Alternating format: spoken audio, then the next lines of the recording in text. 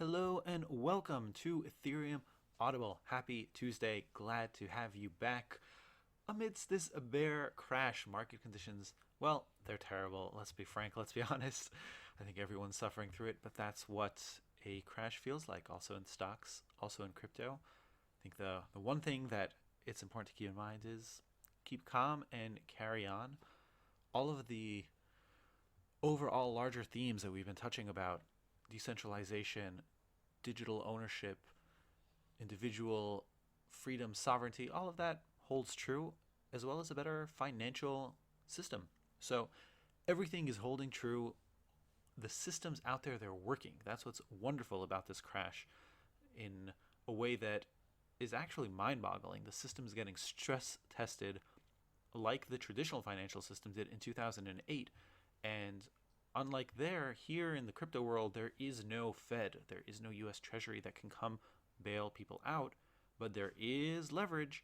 And so that's what we're seeing. We're seeing a lot of players in the industry just get liquidated, and that's causing this huge amount of down whoosh selling. That's I think the official term, a down whoosh sell. But the system itself, the rails, the infrastructure are holding up. And unlike Lehman, unlike AIG that needed to be bailed up, Fannie Mae, Freddie Mac, in crypto, because there is no backstop, there is no saver of last resort, the system is built to be more anti-fragile. And while there's the prices drop, we're definitely not above that. We're not kind of defended against large price swings, that's for sure. But also, because the system is over collateralized, it's still holding strong, I'm going to call it. DeFi is working. The blockchains keep on putting out blocks. People get liquidated. You can invest. You can transfer Ether around the world. You can transfer Bitcoin around the world. You can take a borrow out of a protocol. Liquidity, which we've spoken with the team there. Protocol is alive and kicking, doing exactly what it's supposed to do, over collateralized. And so this is really kind of just know what you own. Know what you own. Know where you're centralized. Know where you're decentralized. Know what the collateral is. Crypto is really on us as an investor base. Know what you own. So I really hope that you're doing well these days. I hope that you're getting away from your screen, that you're taking the long-term view, and we're keeping on building.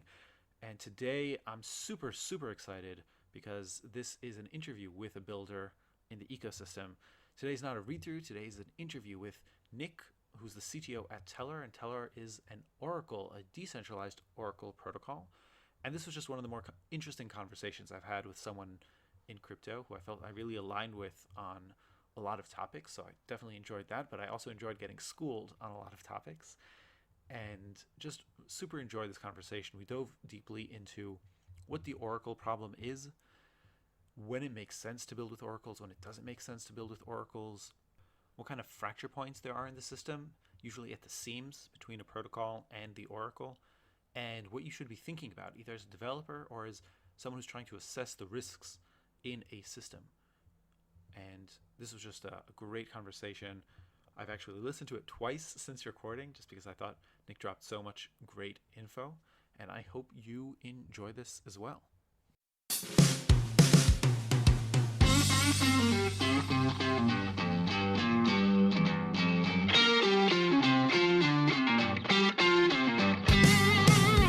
Nick, welcome to Ethereum Audible.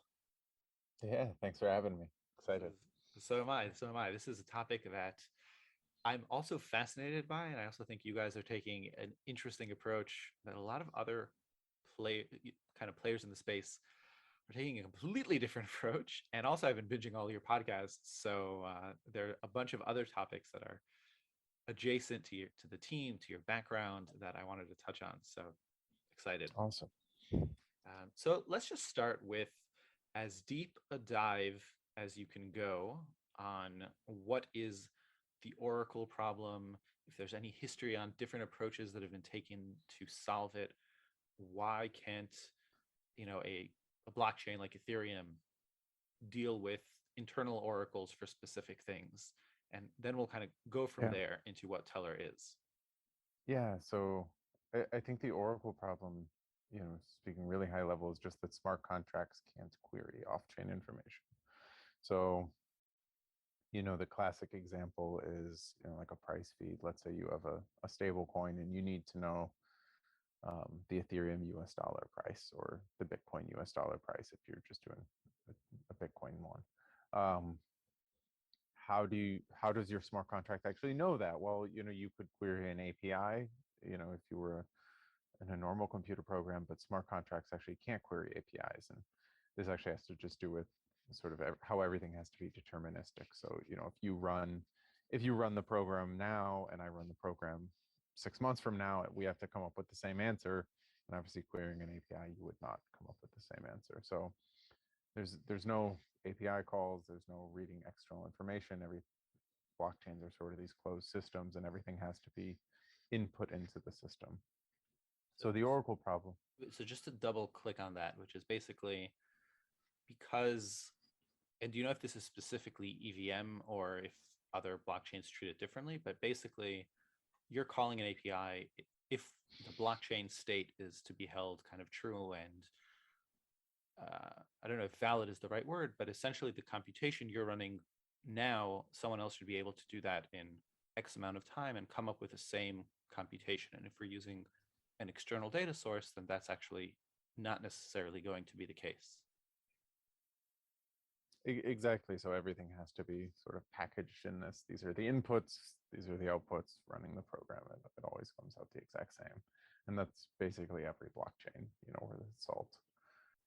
Does that hold true even for, I guess, things that don't impact the state of the chain?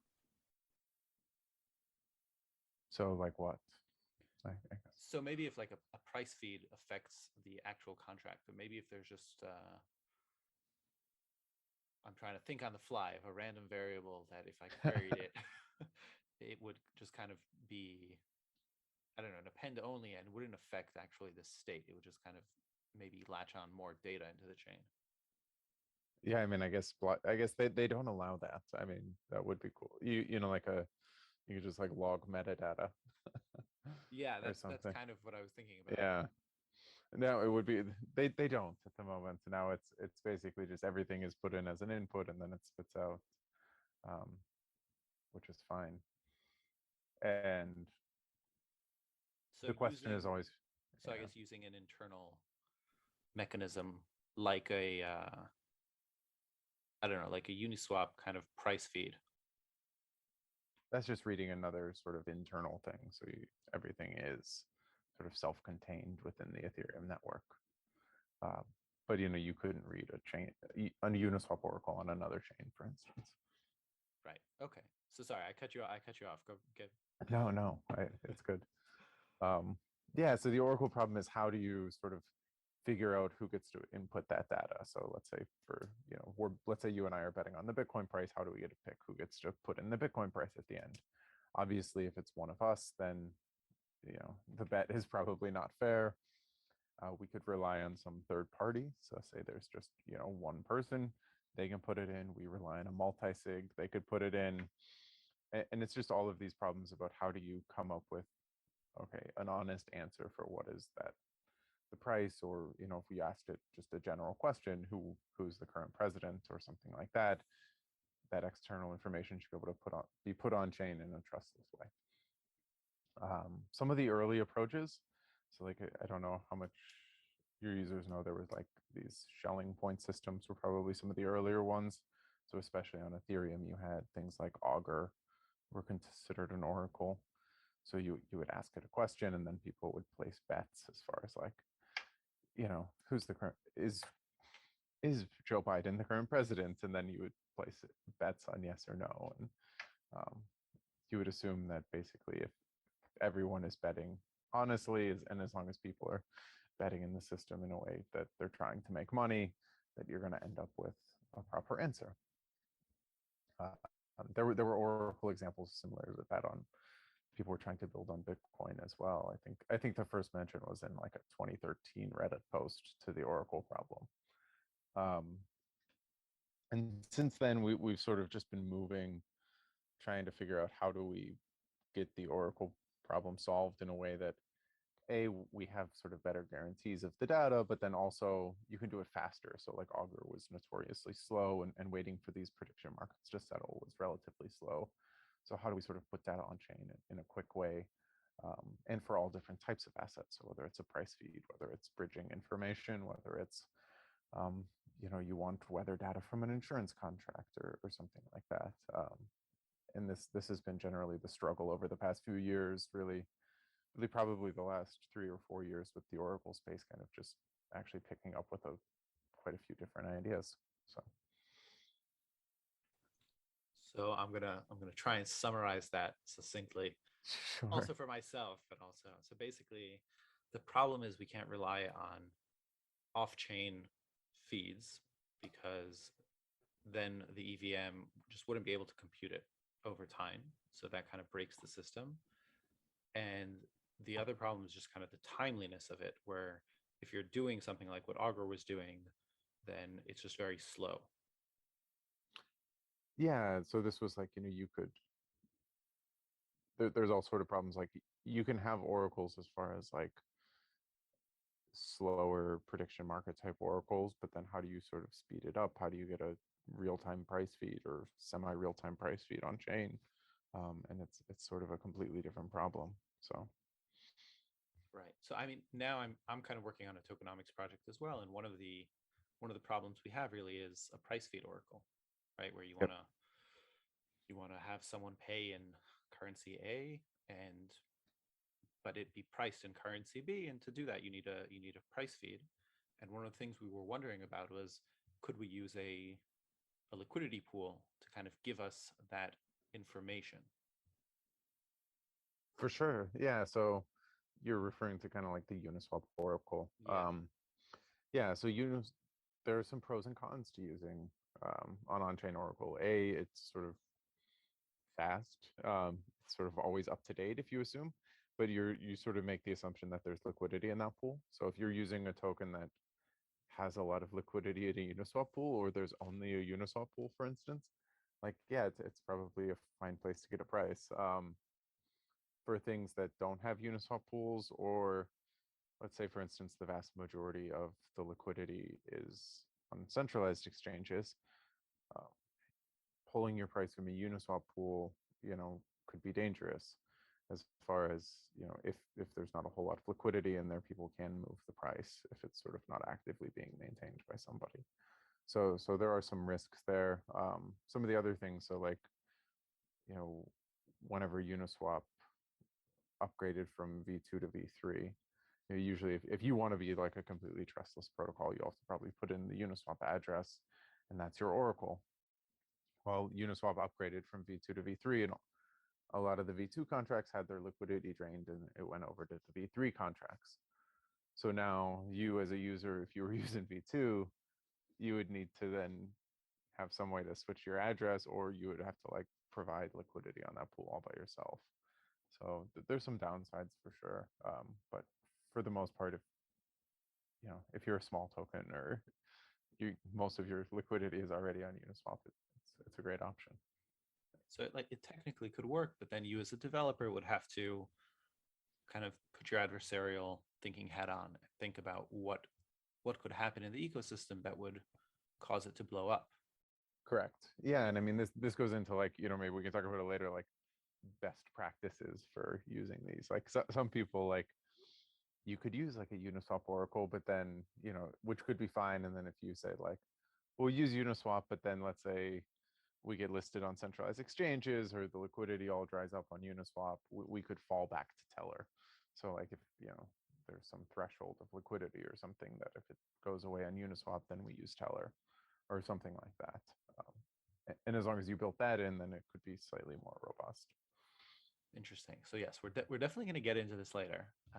Cool. But before we hop ahead, let's dive into what Tellor is, and I guess in general, just the question about oracles is how does an on-chain oracle solve, I guess, the classic oracle problem? Yeah, I mean, are we an on-chain oracle on this definition? I will. I would consider you yes. I'll let you. Okay. I'll let you make the decision. Well, yeah, no, I mean, sometimes people only refer to like Uniswap as like an on-chain oracle, because like we do get information from off-chain, so it's like slightly different. So Um, also like maybe make that differentiation. yeah, okay, Clarify what goes on chain, what goes off chain. right. Well, I mean, I can just explain how Teller works. You can decide. The the Teller, we tried to solve it in a relatively simple way, that it would be easy for people to understand. But if you have a question, so let's go back to the classic. What is the Bitcoin price? Uh, you could ask the teller system, what's the Bitcoin price? And then we have what are called reporters, and reporters can answer it. Reporters have to stake, so they stake roughly $1,000 worth of our token in a smart contract. And then you would say, hey, reporter network, I'll pay you guys, I don't know, $1 plus or minus some gas fees if you go and put the Bitcoin price on chain. So they'll all race to go put the Bitcoin price on chain for you, and then it'll be quickly on chain. Now you can use it or you can dispute it. So if the value is good, it'll stay on chain for anyone to use. But if it's bad, people will actually race to dispute it. So people will say, hey, that value is wrong. They'll pay a small fee and it'll get pulled off chain. So it'll be disputed. Whoever the reporter was, uh, it will then be put up to a 2-day long vote as far as whether or not they need to get slashed and they can lose their stake. And then the stake goes to the person that disputed it, which is the incentive for them to go dispute.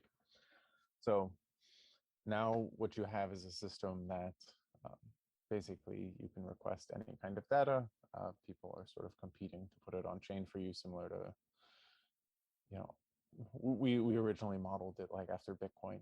People are racing in a proof of work manner to bundle transactions and get the next block. In this sense, people are racing to kind of submit price value for you. And then they can get penalized if they lie. So it has that like proof of stake aspect to it. The little caveat, so like Teller isn't like instantly fast. So if you've noticed about it, once it is put on chain, you want to wait to use it because you want to wait to see if there's a dispute on it. And we leave that up to the user as far as how long they want to wait. So you could use it after 1 minute. That could be fine, especially if you're checking it yourself. And you could use it next block, if you had some sort of checks in place. Or some users they'll wait an hour or 2 hours since they're only using it once a day and they don't need it to be real time. That way you're giving the system longer. This is sort of similar to um, in a system uh, like Bitcoin or Ethereum. Whenever you deposit on Coinbase, like you don't have access to your funds right as soon as you deposit it. Usually you wait for 6 block confirmations, or you wait for 10 minutes depending on the size of the transaction. And in the same way with Teller, depending on the size of the user or how much people would be willing to lose submitting bad values, you might want to wait a little bit longer. So I think that's the general overview, but happy to kind of go into any piece a little bit deeper if you want. Yeah. So basically the oracles, kind of the posters, they are publishing in every so often in just a regular Ethereum block. Here's the price. Yep. Yeah. So whenever you would want it, we call it a tip. You tip them and then they post the price. Or you can set up like a recurring tip. So, post the Ethereum price on chain once an hour. And then you get a price feed. And that's how it works. Cool. So in that sense, on like the data is on chain. Correct. Right. And the proof of work, that was kind of an interesting thing that I wanted to hear more about. So we used to be proof of work. No longer. So originally when we launched, we would have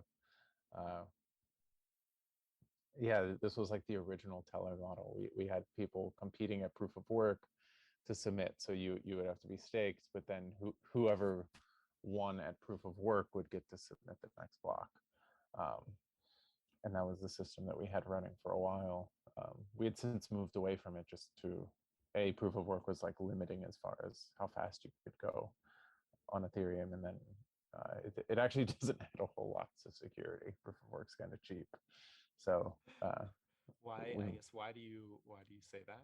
I mean, I have a few read throughs about proof of work versus proof of stake, and half of my Twitter feed seems to always be about fighting about the security of proof yeah, of work versus proof of stake. So I'm just kind of curious on the smaller scale what you found. yeah. I mean, it's whenever you're doing it, the bigger pieces about it are the energy consumption is like not that great. Like even if you look at like how much does it cost to like 51% attack Ethereum or Bitcoin, like if I can like go look up the numbers right now. Um, but it's like, it was generally like a little over $1 million to attack for an hour. Like, you know, you I don't know what this volatility, but it's like not a whole lot. You can really just like so like even so like right now, looking it up right now, the 1 hour attack cost on Bitcoin is 841 grand. The 1 hour attack cost on Ethereum is 600 grand.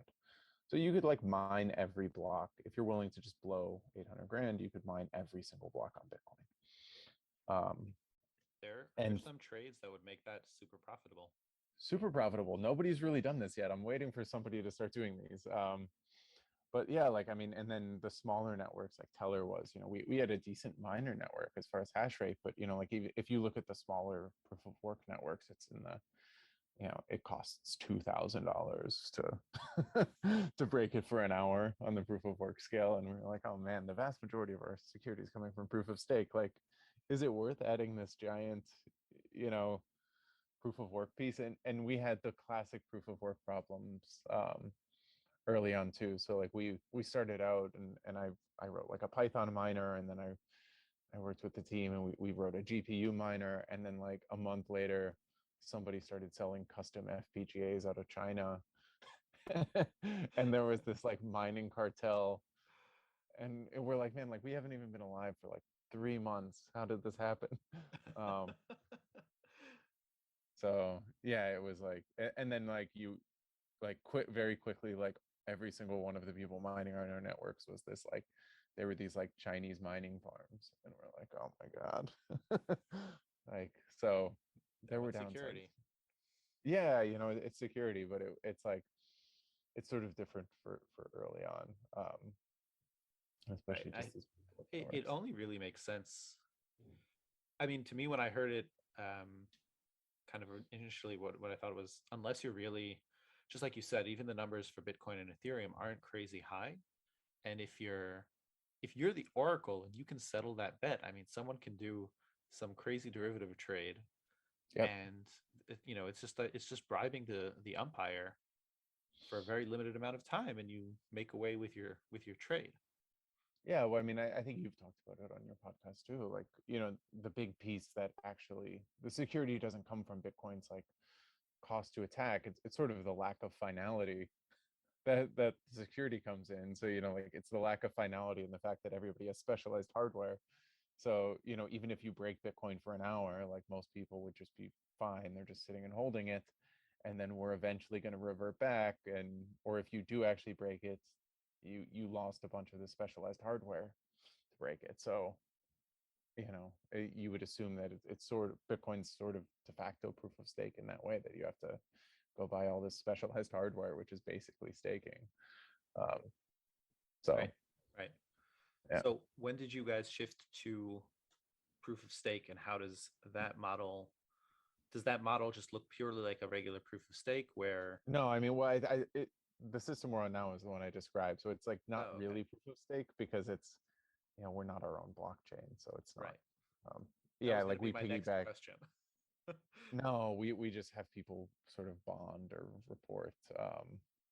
And it was, yeah, like by just being built on top of the blockchains that we're on, you can get around a lot of the nuances and the hard parts of proof of stake.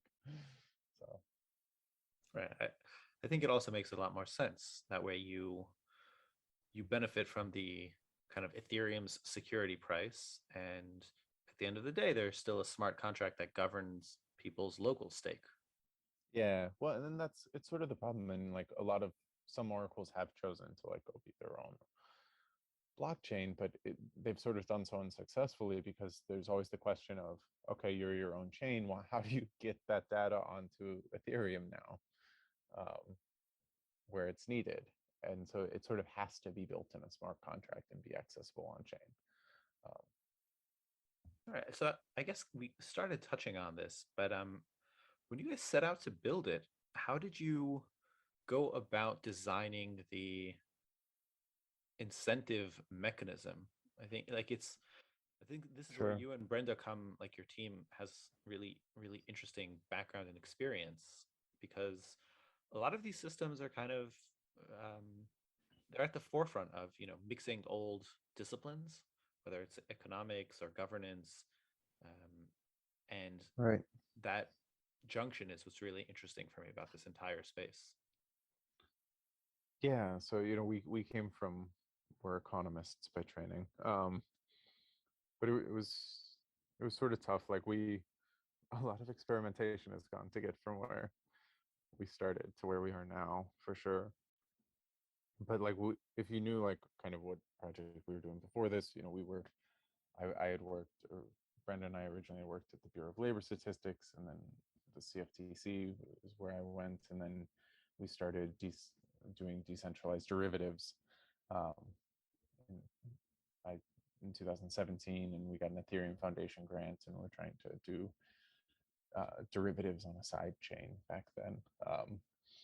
And basically, we ran into the Oracle problem, so we were trying to really solve how do we do the Oracle how do we solve the Oracle problem for our derivatives platform, and we liked sort of going down this rabbit hole of building these incentive mechanisms to make it so people would report honest data, that we just sort of gave up on the derivative piece and became an Oracle. um, yeah, I don't even know. It's just been, we tried to put it at the, I think the way that we designed it originally was just like with the values of, how do we actually make something decentralized? That was what we saw everybody doing wrong in the space. Everybody has these, you saw this idea of sort of progressive decentralization and building it from, like, oh, we'll decentralize later. And it's like, no, like, how do we build a system that's actually decentralized from the start and we can actually use and say it's honest and decentralized, and from there, like, that's if that's like your starting point, then it makes it really hard to pick other pieces. So So, what makes it decentralized? Is it that yeah. anyone can be an oracle? Is that what makes it decentralized? Is it that it's immutable? Is there governance? Like, what's Yeah, so I mean, we have some governance on disputes. I think there's like, decentralization, like everybody says, usually you hear it from like the centralized players. They'll say like decentralization is a spectrum. And you're like, not really. I think it's I, I think it's more of one of those things where, like, using the SEC definition, like, you can be sufficiently decentralized, and that's like the goal. But like, in my mind, first there's like the, are you theoretically decentralized? Like, there's like, you can be theoretically decentralized first, as far as like, you pass all the basic checks, like, do you have an admin key? Can you potentially rug every single person with your team's account? Like, first you have to pass those, as far as like, okay, now we're going to be, okay, so no one person can upgrade the contract or can rug everyone. No, the team can't unilaterally vote anything through that they want. And then, like, once you're theoretically decentralized, then you have to become like sort of practically decentralized. And this comes into, how many nodes do you have? What's the distribution of your token? If you have voting, like, does the team hold 90%, or is it actually distributed? This is the same problem with like a layer one. I think oracles are really similar to like layer ones in that sense. um, First you have to be like theoretically decentralized, and then after that, then it goes into, okay, well, what does your miner validation look like? How many full nodes do you have? Who's actually running your proof of stake thing? What does the distribution look like? So that's kind of how we set out from Tellor. First, we sort of built this system that, okay, this can be decentralized, and now we've just been on a road to push it farther into the, more and more people are owning it, more and more people can do things with it. And I think, to answer your question specifically with regard to oracles, the big pieces are, it's okay, well, who can report data? So that's always the big question. So who gets to push these prices on chain? And it should be able to be anybody. So there should be some clear way to say, uh, any single person can do it. This is the process. You can stake, you can stake, you can sign up, you can do proof of work, whatever, and then you can participate in the network. And if those other people die that are doing it now and they go down, anybody else can step in their place, similar to like an Ethereum or a Bitcoin mining. There's no permissions necessary. It's just, this is permissionless. You can jump on board and take place in the network. And once that's like the permissionless aspect of the reporting. And then from the other Oracle side, from the user side, it's permissionless in the sense of anybody can request data and read data. So this is one of the big problems in the space, as far as, you know, you have to usually, if you want a price feed up, you have to call up the Oracle company on, you know, on their Discord, hop on a call and say, can you run this price feed for me? And they'll say, oh, sure. No, it should be open and permissionless. Like you shouldn't have to, you should just be able to go use it. Sure, you can go talk to their team, but you shouldn't have to ask for their permission. They shouldn't be able to say, no, the Oracle is not going to provide this data for you. Because I think in the future there's going to be issues around, you know, regulatory issues or some or other pieces that they might want to censor through the Oracle. But now it's just like everything is just approved at such a, you know, whitelisted level. So those are definitely the two pieces I look for in an Oracle being actually permissionless. So being permissionless on the data side, and then being permissionless on reporter side. Yeah, reporter side. Yeah. Yep. Both sides need to be there.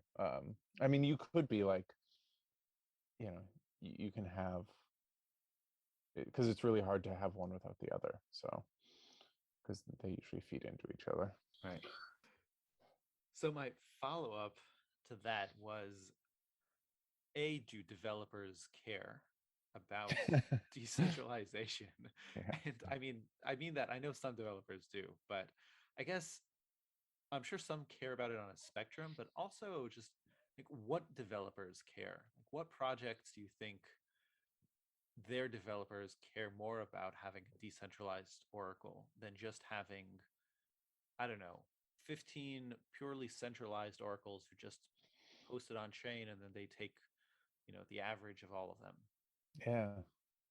No, I it's a super fair question, because I mean, this was something that we've wrestled with like users and, or with, you know, token holders forever, as far as like users don't care.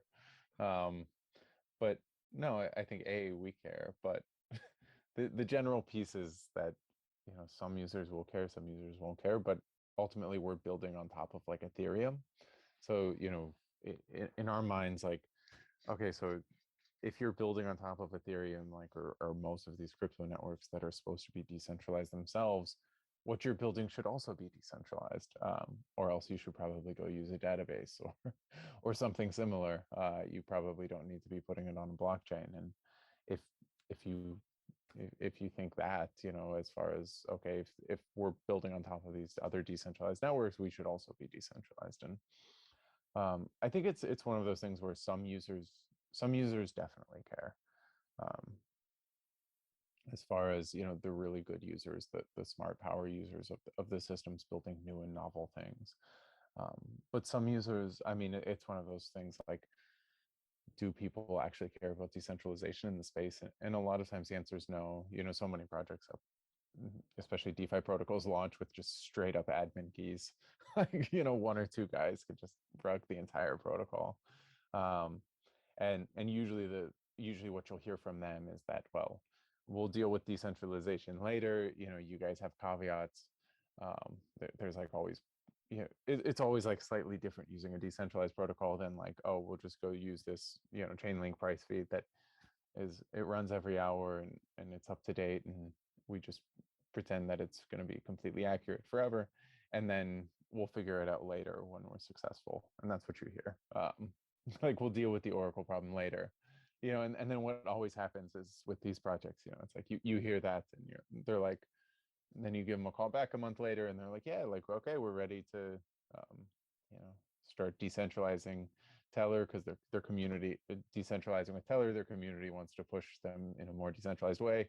And then what do you know, their price goes to zero or or something like that, because they got rugged, or it was never really a good project to begin with. And that's you know, kind of like we were talking about before, the whole decentralized later thing just never happens. It's usually you're centralized from the start until you end. Yeah, it's really hard to decentralize. Yes.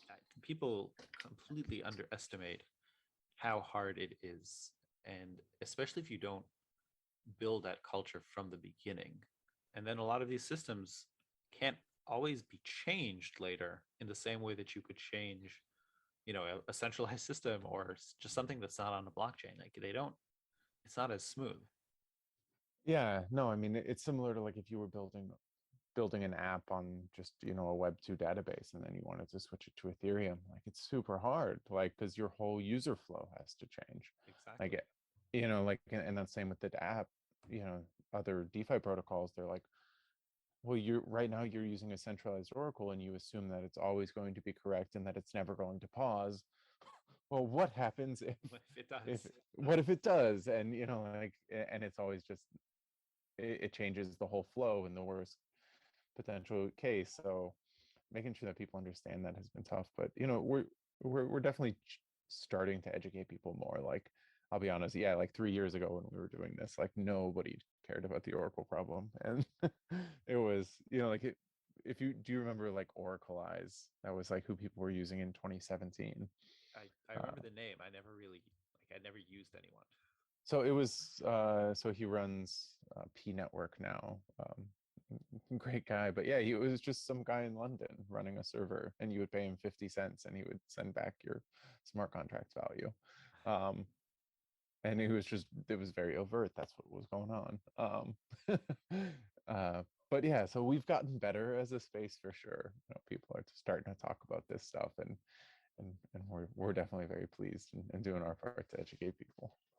I mean, it's so interesting because for me, this whole space makes no sense without decentralization. And I know like the Bitcoin maxis yell at Ethereum and Ethereum maxis yell at other chains, but Yeah, like at the end of the day, everything that's being built on top, all the games and the NFTs and ownership, basically all of these forms of digital ownership, they don't work without the no, decentralization that keeps it immutable is the word I'm looking for, but it keeps it, I guess, openly permissionless and available and running. And right. without that, it's like, what are we even doing here? Like, Yeah, there's so many projects that are copy pasting like traditional financial schemes or traditional financial projects and saying, okay, we'll do it on a blockchain and we'll raise a lot of money. And at the end of the day, they all probably come to you guys because they need an oracle. So I guess what projects do you think make sense for a decentralized system, and what ones really really don't? yeah. Well, I mean, the biggest ones, so like we'll hear, like the ones that definitely do. So it's the big lending protocols, the big stable coins. They need price feeds, they need decentralized systems, and they should be doing their best to make sure that they have actually a robust Oracle piece in place. Whether you're using Teller or you have, similar to like I was talking about before, fallback mechanisms in place, um, just to make sure that it works. If you claim to be decentralized, you should be pushing to have a decentralized Oracle. Um, and then the ones that don't make sense for sure, like we get all the time, like, hey, can we, like, we're hosting an API, can you guys put it on chain for us? It's like, no, that doesn't even make any sense. You guys just put it on chain. Um, you're obviously hosting the API and could shut it down at any point. Um, Like we're in a hosting an similar, API for just anything. yeah, well, no, like if you're the only source of the data. Oh, So got it, that's, got it. you'll hear that sometimes, like people, and it's like, no, we can't just, we're not a relayer there. Um, that's usually a bad use case. Other things that are really tough with oracles, like real time data. Like if, but this is like, it's basically like anything that's bad with a blockchain. Like, if you're trying to build a high frequency database or high frequency trading app on top of Ethereum, like there's things like front running that we're all dealing with now. And there's definitely a whole lot of issues that come with just trying to do that, and the lack of finality. And we were talking about the cost of, you could roll back, people could potentially roll back chains, and if there's big enough trades. And we haven't seen, we're just sort of scratching the surface, I think, on those attacks or surfaces, but we always just tell people slow down. But those are usually the big pieces that we have to tell people. And yeah, other things, I mean, we've we've definitely had quite a few Ponzi schemes use us as an oracle, and it's always slightly uncomfortable. But you're like, we're permissionless. We're just really not going to talk about you guys Right. ever. Anyone can use it, but we just don't have to like you. Yeah, exactly. Like like we had several forks of Olympus DAO, or come on and try and use us, and it was like, oh man, like don't tell anybody. Well, and it's usually like a huge red flag, because they'll be like, hey, we're looking for an oracle. Can you guys do this price feed? We need you up by the end of the week. And you're like, man, I'm sure you're going to really robustly test your protocol. Um, but yeah, and you can just tell from the users coming on, like, on how fast they need it, and how much testing they've done, whether or not this is just a pure cash grab. Gotta love those. I mean, that's I don't have a lot of kind of Schadenfreude in me for the market crash now, but Right. I mean, but I am happy that like the just some of the crap is clearing out. Um, kind of For on sure. a macro level. I think it's just necessary. It really is just necessary. But I guess Yeah. when you guys were building the protocol, how are you thinking about ways that it can be attacked, manipulated, also for you as Tellor, but also for developers who would be building on it? I mean, you kind of shed light on this way of thinking in the beginning when you were talking about Uniswap, and you were saying, well, if you're a developer, the pool might be there, but the liquidity might drop, and so that'll affect all kinds of things. And if you're a developer, you might want to consider using a backup or things like that. So I guess, how did you guys think about that internally? How did you think about that for developers building and best practices? Yeah, I mean, this has been something we've sort of shifted on originally. So, like, I'll get into where we're sort of going, and kind of how we have moved in the past. And, we originally had launched with upgradability in our system. So, we had an oracle at an address, and then we could upgrade the functionality as we wanted to change and make things better. Um, and this was sort of necessary, and we had sort of thought this was necessary in some ways, because you had, like the Uniswap problem. So if you went from Uniswap v2 to v3, then everything got drained from Uniswap and went to v3. And now if you had a protocol relying on that v2 oracle, they're out of luck. They would have to sort of own the governance in their own system to then upgrade to v3. And so if they wanted to be a governanceless protocol, they would have to sort of not, they would have to do something else. And so we said, okay, well, how about we just own the governance? We'll have token voting and a DAO, and we'll allow people, we'll have some way to upgrade our functionality so the underlying users don't have to. We've since we're changing this. So we since have changed it on all the networks, and you're just we realize that governance is sort of a risk in a lot of ways. There's ways to attack the governance system as well, in terms of upgrading it and minting more tokens or something like, or anything like that. So we've removed a lot of that governance. We still have to have votes for the disputes, but now if we upgrade, it's a new contract address. But then, similar to the users having to provide their own liquidity, our goal has always been like, now you can actually just run your own reporter on the old address, or you can still pay people to run reporters over there. The incentives actually don't change at all, as far as, whether or not people would want to be on one or the other. The reporters, like, they can actually just be on both. So it doesn't actually make it a problem. And I think that's the goal, is even if you are upgrading and people have to switch addresses, how do you make it so that way it's the older contracts don't rely on these sort of network effects as much. And that's kind of been how we've been thinking about it. But yeah, it's definitely been a tough road as far as that goes. We've gone down the road, like, for the last 2 years, we've had token weighted voting and things like that in our system, and just the classic DAO problems of how do you get people to actually vote and care about your system in an honest way, at least at size. So it's been fun.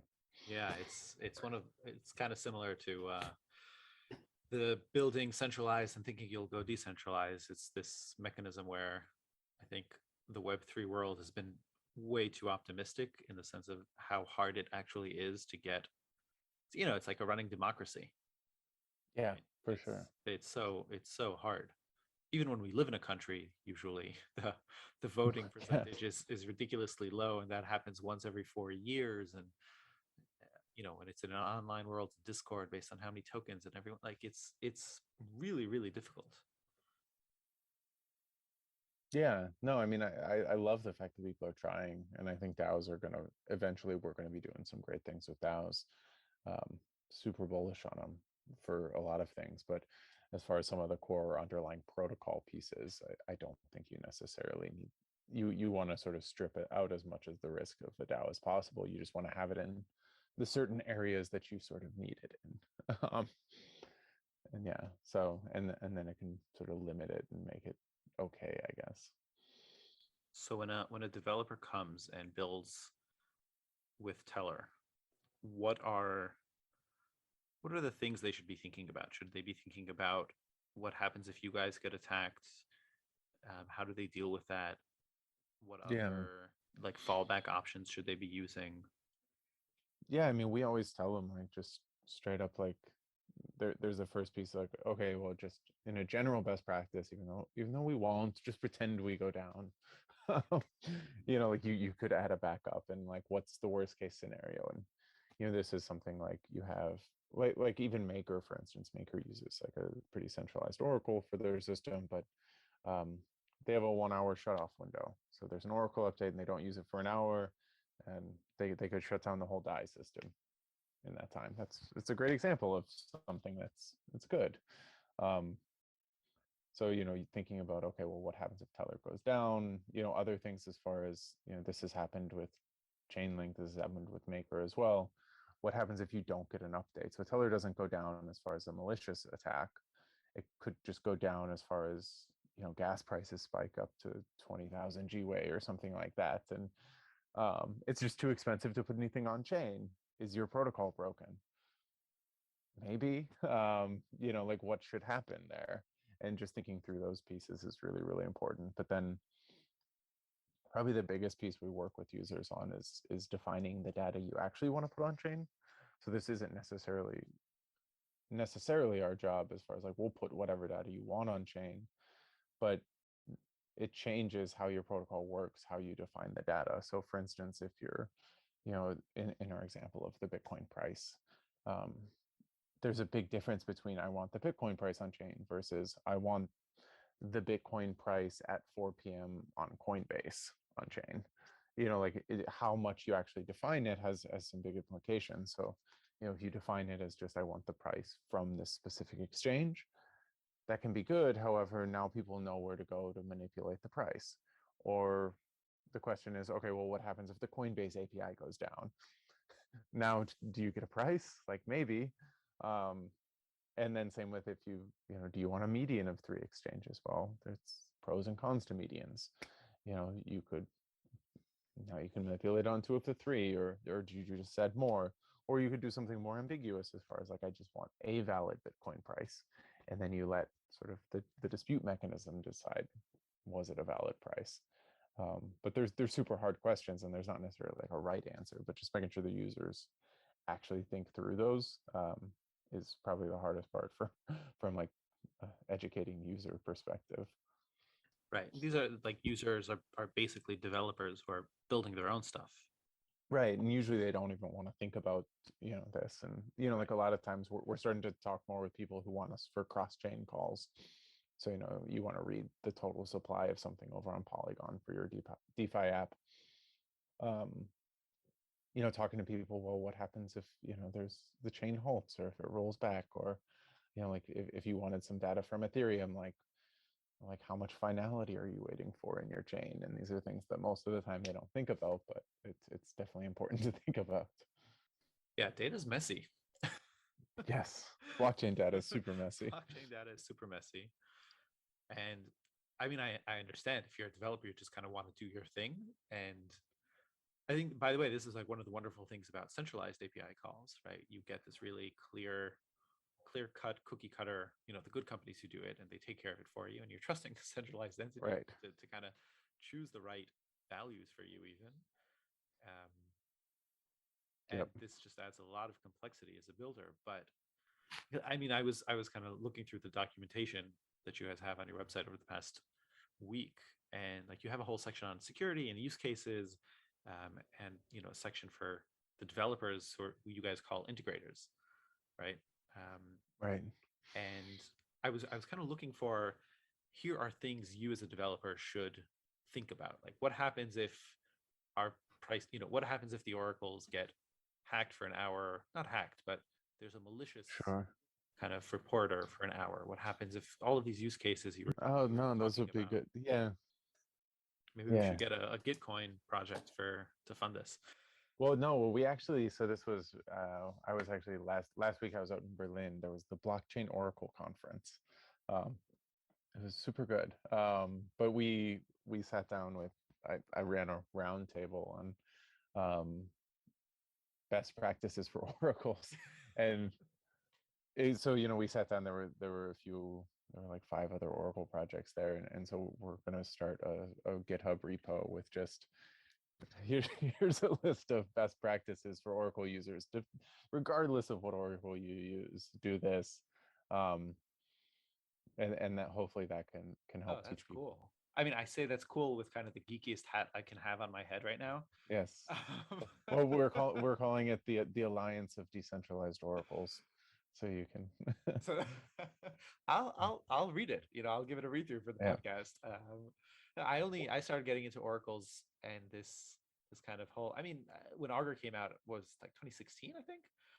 I think even earlier, but yeah. Earlier. Well, that's when I kind of started diving into Bitcoin and Ethereum. It was in 2016, and I Nice. kind of read up on them, and then I completely forgot about oracles until last year, when the first project that I actually looked into that was using an oracle was Liquidity. Oh, cool. And until then, I don't know. I don't do many things. I use Bitcoin, Ethereum, Thorchain, which is Yeah, kind of trying to be decentralized, cross chain. but they're basically oracles. Right. But they do it Yeah. with their own, you know, with an entire chain. Like that's the goal. Um, Yeah. and none of the projects that I kind of looked into had an oracle, and then I started going down this. And it's kind of a rabbit hole, but also a black hole of just, oh my God, what happens if this happens, and what happens I if that know. happens, and what happens if this happens, and You're like, and I'm out. yeah, and then and since then there have also been a bunch of oracle attacks. Yeah, they're getting more common because I think people are starting to realize how to do it. Right. I also So, think a lot of people who built without kind of taking well, this into account. yeah, we're actually, part of the things we were talking about at that roundtable, we're like, how do we get the auditors on board? Because what often happens in the audits is you have, let's say like Liquidity, and then they'll integrate Tellor as their Oracle or Chainlink, and they'll go to the auditor, and the auditor will say, okay, what's in scope here? And and it'll just be the Liquidity's piece. And because they'll say, well, Tellor's audited, so Liquidity is what's being, we're auditing our protocol. And so the auditors won't even look at the oracles. They'll just assume that the oracles are always correct, and that, now you're doing this because it's not part of their audit. And that's the problem, like Teller's been audited, the other protocol's been audited, but the problem is the integration. Right. And so we're going to be really focusing, like if anybody out there needs an audit of the Oracle in their system, definitely reach out to me. I'll do it myself. But like it's one of those things, like how do we teach auditors the best, like the integration matters, the Oracle piece matters, and especially these knowing how to integrate each separate Oracle is super important. Similar to, like, if we get attacked for an hour, if there are no updates in your Oracle, what happens? And if the Oracle is just dead, what happens? And they never think about that. So, Whew. Well, yeah, I think this is kind of should be a wake up call to the people who who are developing. In general, I think just the market crash is going to wake up a lot of people in the sense of know what you own, because I think that's what we're seeing with a lot of the margin calls, the leverage, and just a lot of people who don't actually know what they own. Right. But I guess one of the things here, and close to wrapping it up, I think, but there is like a longevity that you need for the project, and there's this process that you've kind of been walking through along the way of slowly you guys backing out, because there's some things that you were still using this language of we're going to do this, and then there was also Sure. language of just, you know, the oracles, like the protocol will kind of take care of it, the incentive mechanism will take care of it. So I guess what's the final vision for you guys as a team? And I mean, we were chatting about this right before we started to record, but also like what keeps you guys incentivized as a team? Like there's a reason people take funding. There's a reason people mint tokens and, Yeah, so go we up. we do have a so we have a token, and um the token's basically just used for the staking in the network, and then the voting on the disputes, it's part of that process. And then so we get what's called the dev share. So we get 4,000 tokens a month minted to the team, and that's how we fund the whole team. It's just sort of fixed and in place. And yeah, that's, we could eventually like throw it to the zero address or throw it to a DAO for further funding. But yeah, I mean the basics of, hopefully as a team we go away.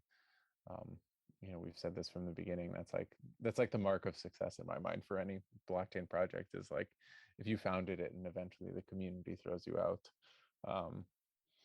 But yeah, the general idea would be hopefully, we can just help users integrate over time, and just be a voice, throw some cool events if it's successful enough. But yeah, that's definitely the goal of it. And it's been hard because, like you want that, there's always this issue of, like, well, do you have a product market fit? And like when do you leave? When is it sort of ready? Because you see sometimes the founders are just like peace out, and it's a way for them to exit. So we definitely want to set it up on the right path, and then sort of back away. But we've been really careful about, we haven't taken really a whole lot of VC funding. We haven't taken any. And then same with, yeah, just try and not get the team really big, not jump on board a lot of other different projects. So Right. it's stuff. And this is actually like this is one of the cool aspects of having a token, and like this is one of the cool things of Web3, where you have a way to incentivize a core team to work on it, and hopefully that makes it sustainable, and you don't need to go with the $500 million funding rounds that a lot of other companies would need. And you can do that, especially if you're building kind of a local, I'll call it a local economy, right? Because it's Yeah. just, but there's Well, this also, was, yeah. no, go on.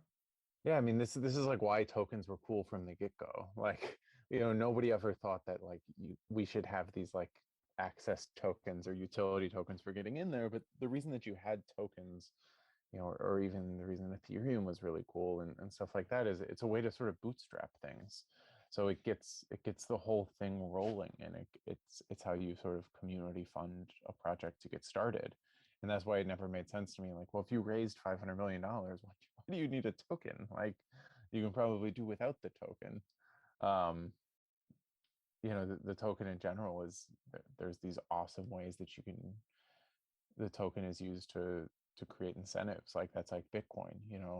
The Bitcoin token is used to, it's the whole use case of the scenario, but the minting of it, especially the minting of Bitcoin now, provides security to the network. That's why we mint the token. And same with Ethereum. And that whole general idea of like, okay, oh, we can mint tokens and incentivize something, like that's like, well, so we took our model as far as the dev share that came from the first people I think that used it were like Zcash. So Zcash takes a dev share for their core members. So we liked that model as far as just, okay, now they get a certain percentage of this. It's not that there was no pre-mine as far as like they have 70%, they want to pump it and then get out. No, it's like this long-term stream, and hopefully it keeps us incentivized for the long term and aligned with the right values for the community. Right. I think it works particularly well when you have projects that are kind of a capsule where they're designed well, and they have a life of their own, and they are permissionless, and here in the sense that as long as Ethereum keeps on running, just like you were saying about Bitcoin, then yeah, anyone can be an oracle, anyone can come, provide data, get paid for that service. The Right. staking will happen, the refutation will happen, and the token helps incentivize that. It helps align everyone around that small local economy. For sure. Yeah, this was I one of like the book I've read a few times. It's Bernard Lietaer. He's an economist, and he wrote The Future of Money. And it's all about just this idea of community currencies that have been around for a long time. And the general idea of how you can, by just having a currency that you give people, it changes people's incentives and it changes their behavior. So, if usually like the reason that you want to issue a token is because you have these sort of excess resources that aren't being organized. So in the same way, if you have like young men out of work in a city and you have things that need to be done and everybody's just sitting around, you should mint a currency and start paying people. And even if the token doesn't have lasting value of digital gold, like things are getting done, like we're creating something good, and that's the ultimate goal. We're moving things around, and we're creating something, we're doing something with these resources, and that's really where tokens, I think, are best used. Cool. I'm gonna add that to my reading list, and I'm gonna put it into the show notes so people can. That sounds Sweet. that sounds like a good read. Yeah, it's a trippy one for sure. No, it's also one of the things that I was always thinking about, like the fact that you have Uniswap, SushiSwap, all of these kind of AMMs where you can trade any token that represents anything for anything else. That's kind of what it is. Like if you do it for communities, like there's so many different liquidity mechanisms out there that you can all of a sudden Yeah. turn liquid. Well, that's like different, and DeFi is really crazy because like there's actually a whole vast literature on community currencies that stems well before digital currencies. People just trying to create their own local currencies for trade and to incentivize, like, how do we get people to shop in our town, or how do we get, keep a local economy running and things like that. And I think there's a whole lot that we can take from that as a DeFi ecosystem. Um, how to actually just create meaningful currencies that are actually making a difference versus just these access tokens or things we can speculate on. Interesting. Cool. Well, where should people find more about you guys if they want to build, if they want to just read up? Yeah, so you can just go to our website, tellor.io, or follow us on Twitter. We are Tellor. You can, yeah, come join our Discord. You can definitely just hit us up. You can ask for me there, and we'll talk with you if you just have any questions, want to integrate, or just want to chat. Happy to. Any future project plans besides Tellor? Uh, for No, I mean, this is kind of it at the moment. Trying to help users out as much as possible, for sure. Yeah, no, it's there's definitely fun stuff because we build like little hack projects, on the side. Like we try and participate in the hackathons both as a team and from sponsoring them, and we always try and come up with cool ways that you can use Teller and create new bridges or new AMM structures with, if you actually had outside data. So it's fun. How big is the team, by the way? There are 12 of us, I believe. Cool. So, small but cool. Yep.